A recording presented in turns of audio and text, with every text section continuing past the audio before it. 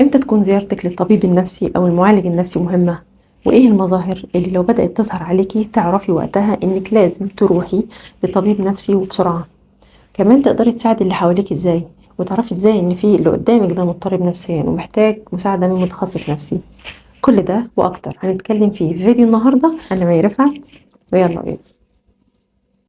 ناس كتير بتتردد في زيارتها للمعالج النفسي أو الطبيب النفسي وبتخاف تطلب المساعدة منهم، بتظن وبتفتكر إنها تقدر تعالج نفسها بنفسها، أو بتخاف من نظرة المجتمع ليها.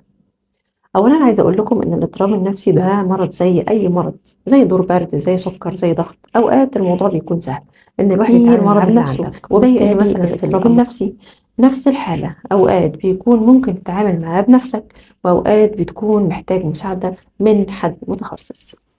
تاني حاجة نظرة المجتمع.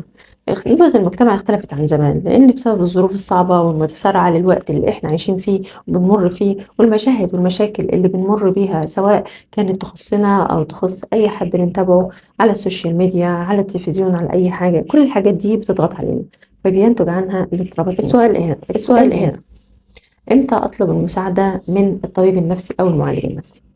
طبعا في فرق بين الطبيب والمعالج، ولو حابة تعرف الفرق ما بينهم أنا كنت عاملة فيديو اتكلمت فيه عن الفرق ما بين الاتنين كطبيب نفسي أو معالج نفسي، إن شاء الله هتلاقيه في صندوق الوصف، تقدري ترجعي له في أي وقت.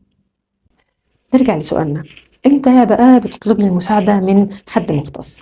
أول حاجة لما تحسي إنك متغيرة نفسيا بشكل كبير وحاسة بألم داخلي وعدى على إحساسك بالألم ده فترة كبيرة، ممكن تكون ابتداء من أسبوعين لمدة شهر أو لمدة 6 شهور، في نفس الحالة ما اتغيرتش، حياتك واقفة حزينة دايما حاسة بتشاؤم مش مهتمة بأي شيء، يبقى وقتها محتاجة تزوري الطبيب النفسي. بس رجاء ما تنتظريش على نفسك كل المدة دي، طبعا ما تقعديش لغاية 6 شهور، لأن الأمر بيكون مرهق نفسيا عليكي، وكل ما تأخرتي في طلب المساعدة كل ما وقت العلاج بيطول.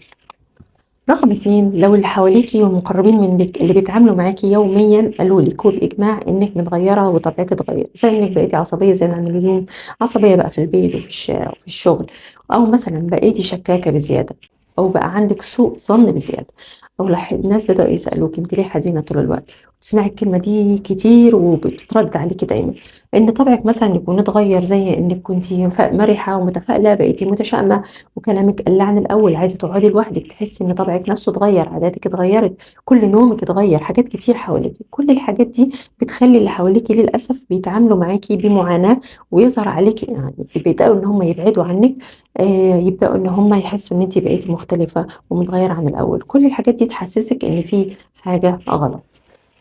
تالت حاجة تلاحظيها تحسسك إن أنت محتاجة تروحي لدكتور نفسي، إن حياتك بدأت تقف، أدائك في بيتك، شغلك ومذاكرتك، كل حاجة بقت منخفضة جدًا، علاقتك الاجتماعية تأثرت تأثير سيء، ما بقيتيش تحبي تقعدي مع الناس، بتحبي تقعدي لوحدك، بقيتِ ما بتحبيش تروحي المناسبات، بقيتِ تحبي إن أنتِ دايمًا تكوني بعيدة.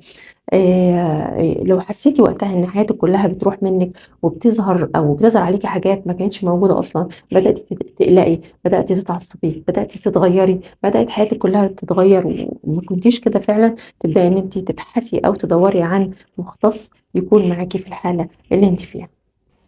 إمتى تطلبي المساعدة؟ لو حسيتِ إن حياتِك رايحة منِك في طريقها للأسوأ، وظهرت عليكِ حاجات أو أعراض ما كانتش قبل كده بتظهر عليكِ.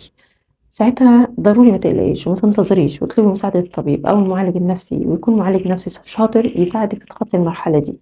وحاجة مهمة إن في بيوتنا لو لقينا أي تغيير في الأشخاص المحيطين بينا والمقربين لينا بنحاول إن احنا نساعدهم، ولكن بدون ما نجرح فيهم، لأن الناس اللي بيكون عنده الإنسان لما يكون عنده اضطراب نفسي بيكون تعبان جدا وبيتألم، لأن التعب النفسي مؤلم زي الألم الجسدي بالظبط، فمحتاجين مننا إننا نقف جنبهم ونكون في ظهرهم. سلام.